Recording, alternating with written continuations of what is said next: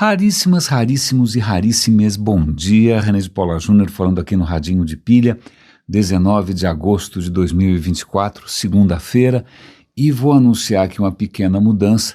As explicações e as causas para essa pequena mudança não cabem a mim, elas provavelmente emergirão no decorrer dessa gravação na forma de pancadas, serras elétricas, martelos e britadeiras e eventualmente betoneiras. A questão é a seguinte: aqui do lado estão construindo um predinho, por sorte um prédio pequeno, acho que vai ter 6, 7, 8 andares, alguma coisa assim, né? Mas cada andar significa uma sucessão de etapas igualmente ruidosas, né? Vão fazer as formas, aí vão concretar, e aí vão serrar. Isso já se repetiu, já foram 2 andares, e eu não sei se eu quero de novo me submeter todo dia a esses imprevistos matinais. Então, por conta, né, logo vocês vão ouvir aqui, por sorte, por uma ironia, eles estão relativamente quietinhos agora, mas se tiver algum tipo de surpresinha acústica aqui, eu vou deixar do jeito que está, justamente para reforçar um pouco o meu ponto. A minha ideia é vou começar a gravar pela primeira vez desde que o Radinho começou, não logo de manhã, não às 8 horas da manhã, né, mas no final do dia. No final do dia, quando eu espero, né, que esteja tudo muito mais tranquilo e de repente eu até tenha tido um pouco mais de tempo para ler algumas coisas, etc e tal. Então, provavelmente amanhã eu já começo a gravar um pouco mais tarde. Não faz tanta diferença, porque provavelmente esses episódios são ouvidos, e espero que sejam ouvidos, quando bem lhes apraz, não é mesmo? Quando for conveniente. Ninguém fica aqui provavelmente desesperado porque eu atrasei meia hora. Eu espero que não. Mas vamos lá, o episódio de hoje e a semana quando eu começo a gaguejar assim, quando eu começo a ter uma certa dificuldade para articular, não é um bom sinal, é sinal que tem alguma coisa mexendo aí, já que eu estou falando de construções, com as fundações, né, de qualquer coisa que eu pense.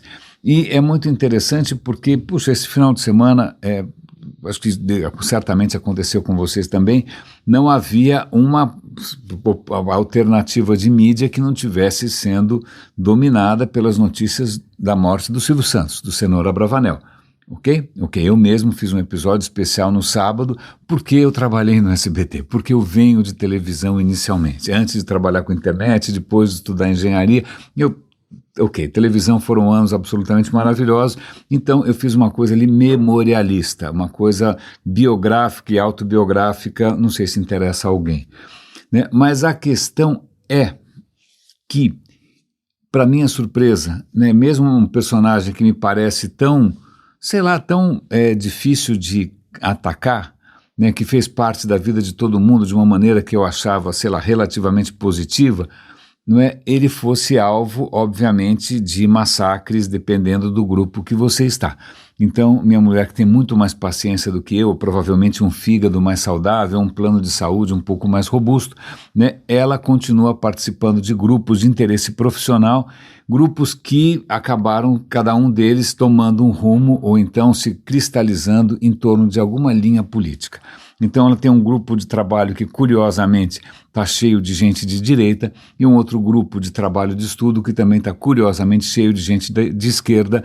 Ela não abre o bico, né? Não se mete em política em nenhum deles, porque nós abominamos as duas vertentes ao mesmo tempo, não é? Mas ela estava contando que, por um lado, os grupos de esquerda estavam trucidando o Silvio Santos, porque afinal ele, com a ditadura, porque eu não sei exatamente por quê, né? Enquanto o outro grupo estava ali aplaudindo o Elon Musk por ter dado uma banana para o sistema judiciário brasileiro, porque afinal é uma ditadura judiciária, ou seja lá que bananada é essa, não é? E aí isso me motivou essa manhã a fazer um dos memes, pelo menos para mim, mais significativos dos meus últimos tempos, só dos meus tempos, né? Não tem impacto nenhum no andar da carruagem, que é um meme que usa aquele velhinho sentado no computador, né? Eu nunca lembro como é que é o nome desse meme.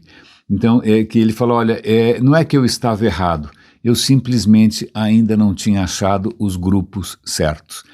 Então, veja, se tem uma coisa que a internet e o digital acabaram propiciando, que é uma surpresa para quem trabalha nisso desde o começo, né? Eu lá no começo tinha uma inocência, tinha várias inocências, mas também tinha essa inocência de achar que a internet seria uma libertação, seria um iluminismo na mão de todo mundo, né, que finalmente embarcaríamos alegremente no caminho da ciência e do progresso, né? Eu não podia imaginar que o que fosse acontecer fossem metaversos à sua escolha, né? Você escolhe o metaverso que você vai participar, né? Hoje mesmo de manhã eu estava ali tentando entender um comentário no meu Twitter em que alguém que eu não conhecia, que eu olhei ali o perfil, parece ser um apoiador de Bolsonaro, dizia que cientistas não toleram o contraditório. Essa é uma pausa de efeito, é uma pausa de efeito teatral, para vocês imaginarem a minha cara de espanto. Imaginaram? Então, como assim que não suportam contraditório? Eu pensei que ciência fosse justamente, né, essa disputa entre ideias diferentes e a melhor vence. Né, a que funciona melhor vence. E, aliás, vou citar aqui o Carlos Orsi, tem um artigo dele absolutamente maravilhoso hoje, que, aliás, eu vou dar o link para mais um livro dele, que é o livro chamado Negacionismo. Tem poucos exemplares na Amazon Brasil, corram, acabei de encomendar o meu, em que ele fala, olha, uma ideia científica válida, ela tem que ter um potencial heurístico, ela tem que ajudar a resolver problemas, ela tem que ter a capacidade explicativa, ela explica várias coisas além daquele problema em si, e ela tem que ter uma capacidade preditiva, ela ajuda a prever as coisas que vão acontecer. Grande parte das ideias que a gente defende até a morte, né, veste a camisa, carrega a bandeira, espanca os outros, expulsa do grupo e tal, elas não têm necessariamente essas três características, porque ou elas não explicam muita coisa, né, ou elas não resolvem problema nenhum, exceto na sua imaginação, na imaginação deles, claro, e também elas não permitem previsão alguma, né? São ideias confortáveis, são ideias bacanas, bonitas, muitas vezes inspiradoras, que unem as pessoas. Aliás, nada une mais do que o ódio, né? Alguém disse que o amor une, não, o amor não une patavina nenhuma, quem une é o ódio, lamento informar, é só olhar em volta. E então o que acontece, infelizmente, é uma estranha confusão, né, do que significa o processo de ciência, o processo de construção de conhecimento, né, e é o processo da opinião sem fim. A opinião, que é uma fonte infinita de diversidade, é o moto contínuo, a opinião. Você pode ter a opinião que você quiser, uma loucura, né, uma beleza, mas, cara, opinião é opinião. A gente viveu milhares de gerações baseados em opinião, né, às vezes dominado pela opinião de alguém que estava, né, sentado no trono, né, sem direito à própria opinião, mas aí a gente escapa do reino da opinião, que, aliás, isso é um problema que desde os gregos já era um problema, né? O nosso amigo Sócrates chamava isso de doxa é a palavra em grego para opinião. Falou, cara, com opinião a gente não chega a lugar nenhum, né? A gente tem que ter algum processo para chegar à verdade, né? E no caso dele, ele achava que era filosofia.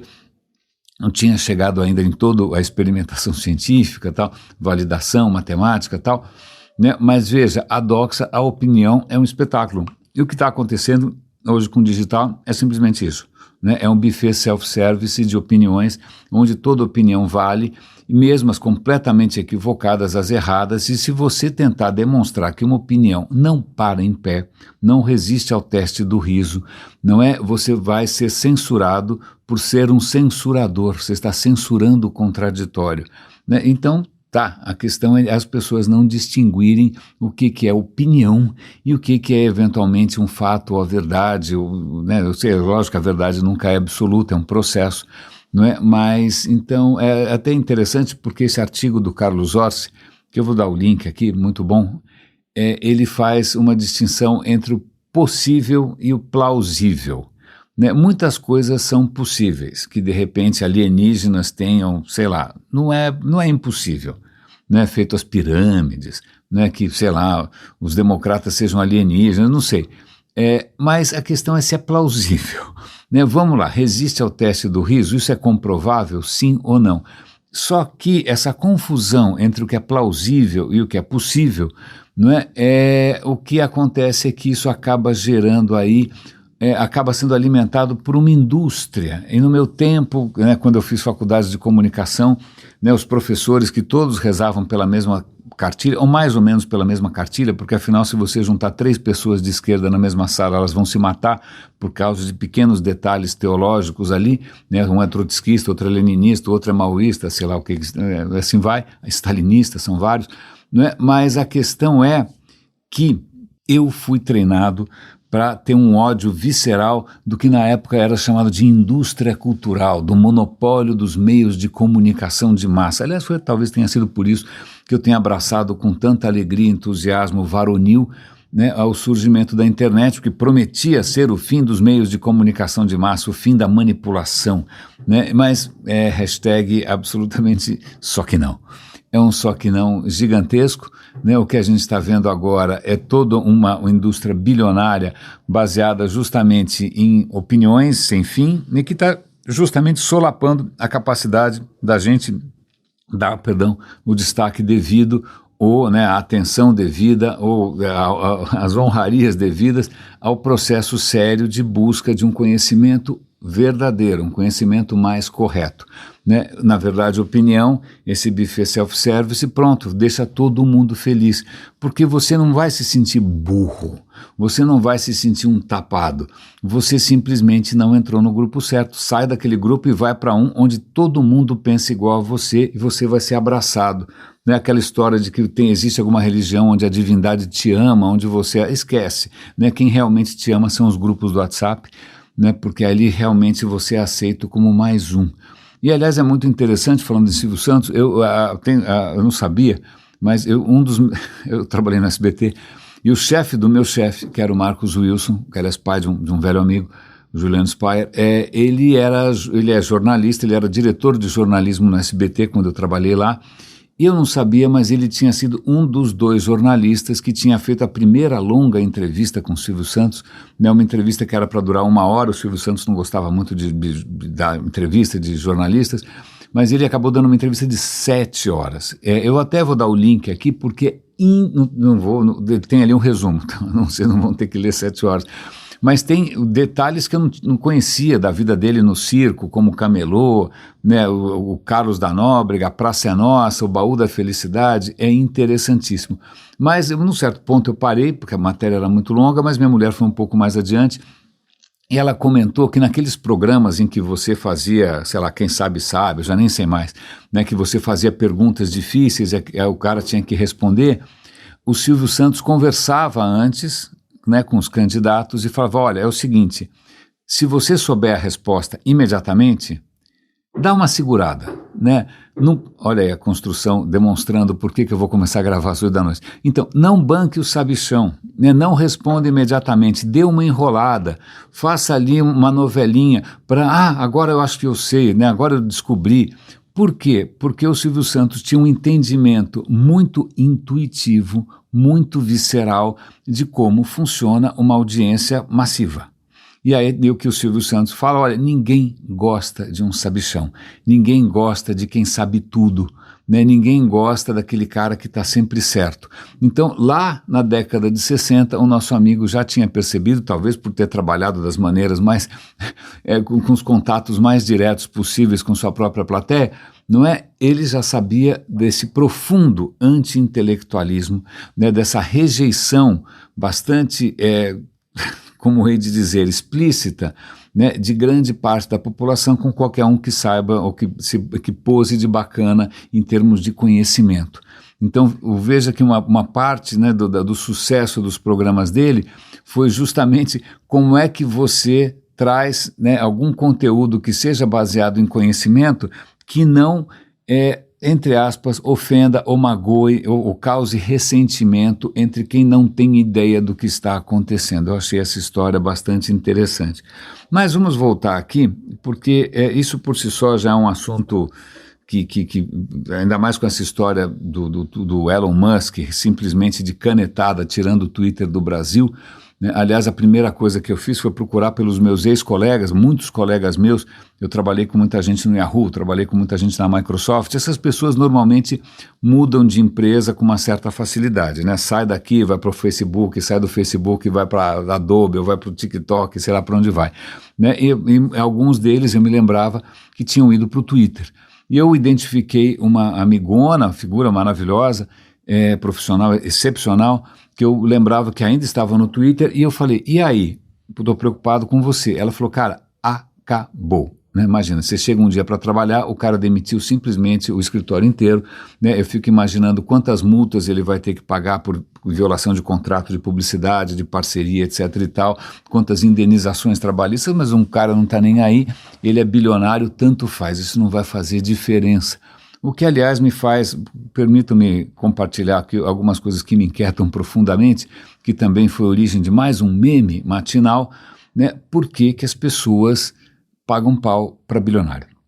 Eu não entendo, deve ter uma razão evolutiva, quem sabe naquele livro que eu estou lendo isso explica, mas a questão é porque que eu conheço muito bem, convivi a vida inteira com gente que é simplesmente fascinada, né, sexualmente atraída por gente rica, né, e a questão é, por quê? É a pessoa interessante ou ela é simplesmente rica? Não dá. Eu tenho uma dificuldade brutal, talvez por já ter conhecido muita gente rica absolutamente desinteressante, muitas vezes, inclusive, não necessariamente bacanas, honestas e boas, né, ou pelo contrário. Né? Então eu fiz um memezinho bobo em que o rapazinho fala, olha, eu adoro bilionários. E a mocinha pergunta, mas o Elon Musk é um inconsequente. Mas ele é bilionário. Né? Então essa adoração acaba de se manifestar também, acho que eu fiz uma crítica ao Elon Musk, eu faço o tempo todo, né, acho que no LinkedIn, e alguém que eu não me lembro, eu não conheço, eu acho, respondeu assim, mas ele não é bilionário à toa. E eu parei, fiquei pensando, respondo ou não respondo? Né? E aí eu falei, olha, desculpa, mas ser bilionário é bom?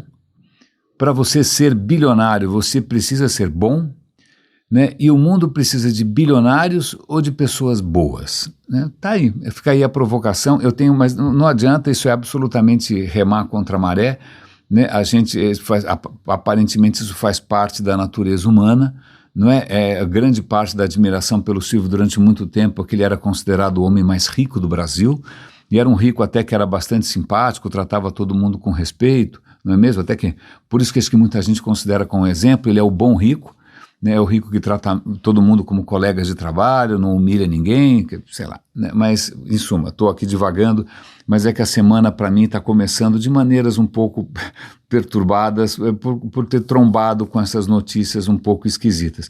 Tem alguma coisa que eu vou comentar com vocês aqui? Deixa eu ver. Aliás, só para complementar, esse artigo do Carlos Ossi que eu estava comentando, na verdade é um artigo sobre outra ideia que parece bastante popular, né, em botecos, mesas de bar, grupo de WhatsApp, é que o universo, na verdade, o universo, não é eu, você, planeta, não, o universo, certo? Certo. É uma simulação de computador. Eu já devo ter visto o Morgan Freeman com aquele vozeirão falar isso umas 10 vezes em algum programa estúpido do Discovery Channel, da History, sei lá o quê, né? Então essa ideia de que o universo é uma simulação como naquele filme Matrix, naquela série de filmes, né? Que aliás também não me comove muito. Mas a questão que o Carlos Ossi coloca muito bem é, bom, primeiro tem duas questões aqui.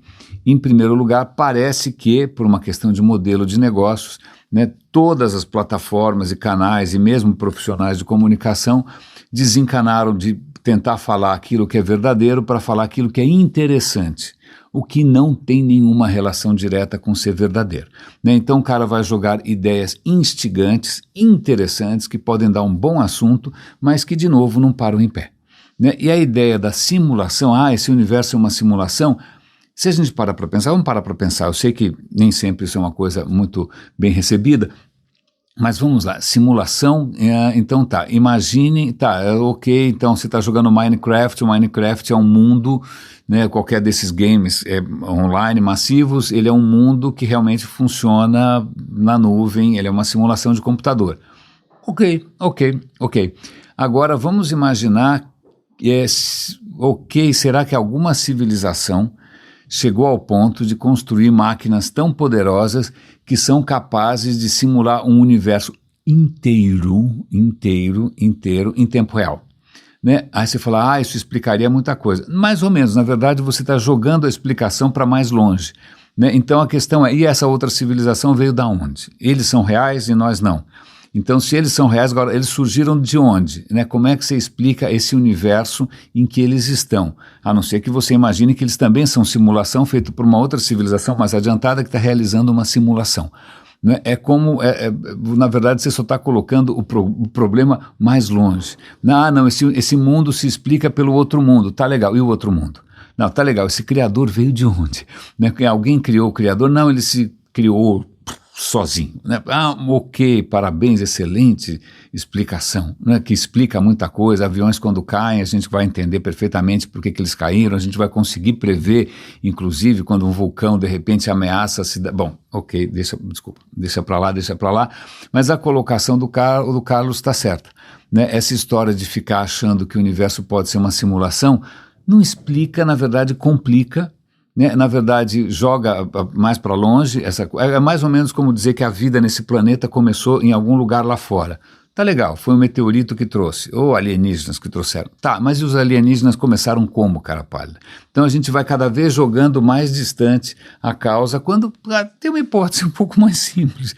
Não é que o mundo se explica sozinho, né? Não precisa a gente inventar universos paralelos, não precisa a gente inventar nada demais. Agora, só para a gente meio concluir, esse vai ser um episódio um pouco mais curto, eu tenho alguns compromissos agora de manhã, mas falando em memes e falando da minha presença em outras redes, eu hoje de manhã não resisti e fiz 2 posts no meu Instagram, que vocês por favor não sigam porque eu posto demais, não façam isso, não é? Em que eu estava justamente questionando o mundo das bets. Então hoje na Folha e no Estadão também tem reportagens demonstrando que, aliás é uma estimativa do próprio Banco Itaú, que os brasileiros perderam com apostas 20 e tantos bilhões de reais. Porque aparentemente esse mercado insano movimentou 60 e tantos bilhões de reais, 40 e poucos bilhões foram distribuídos, agora perderam 26 bilhões de reais. Tem gente, o número de internações nos hospitais, o Hospital das Clínicas está tendo gente sendo internada pelo vício em jogo, né? Tem famílias sendo arruinadas. E aí, para completar esse circo, tem uma outra reportagem aqui dizendo que o nosso Ministério da Fazenda, porque afinal existe uma Secretaria de Prêmios e Apostas, não é? Teve 255 reuniões com representantes dessa indústria que é muito difícil de defender sob qualquer ponto de vista. Né? A não ser que você acha, não, é livre-arbítrio, o cara joga se ele quiser, o que é uma absoluta falácia, porque você está explorando uma vulnerabilidade humana. Né? Aliás, quantas indústrias hoje não se baseiam em vulnerabilidades que ninguém consegue controlar? Vícios em droga, vício em cigarro, vício em jogo, né? Vício no próprio digital, né? Vício nas telinhas.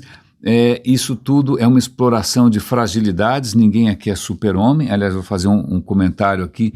Esta manhã também eu abri o LinkedIn para ver se tinha alguma novidade, e logo de cara eu dei de cara com um post, e não é a primeira vez que eu vejo um meme parecido, que dizia assim: você não vai ser substituído pela inteligência artificial, você vai ser substituído por alguém que domina melhor a inteligência artificial. Eu olhei aquilo, silêncio, uma pausa teatral aqui, respondo, não respondo, comento, não comento. Minha mulher diria, não comente, deixa quieto, é assim que eu consigo participar dos grupos, eu fico ali fingindo, né, de mosca na parede, paisagem e tal. Não é meu temperamento, mesmo que isso tenha um custo bastante alto. Eu perguntei, pera um instante só. Então, o que você está dizendo aqui é que um indivíduo, não importa o que aconteça, né, se ele se sobrepujar a todos os outros, ele vai conseguir ser vitorioso nesse cenário. Então você está propondo praticamente um mata-mata, você está promovendo aqui uma corrida maluca, você está promovendo aqui um salve-se quem puder. E se você se salvou, dane-se o resto, porque quem mandou eles não serem tão capacitados como você, né, não serem tão early adopters como você. E eu falei, olha, desculpa, não seria melhor a gente pensar num futuro, né, em que ninguém saia perdendo, em que todos, né, ninguém seja aqui discriminado, que ninguém fique para trás, em que a gente consiga criar condições dignas para todo mundo? Por que propor um mata-mata? Nós somos humanos, não somos tubarões, né, nós somos criaturas sociais, né? Então, mas de novo, obviamente, isso vai certamente explicar por que os algoritmos não vão muito com com o meu santo, e também porque certamente, sei lá, eu vou continuar no nicho do nicho do nicho, porque afinal ninguém está errado, basta achar o grupo certo. Eu espero que o Radinho seja um canal certo para pelo menos essa categoria raríssima de pessoas, né?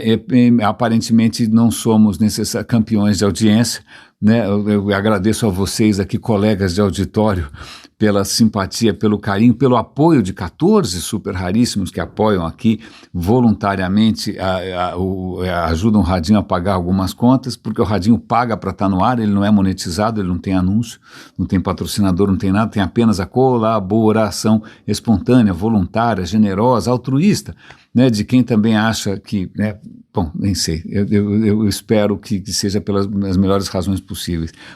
Cuidem-se, por favor, meus colegas e meus colegas de auditório. Um grande abraço e até amanhã.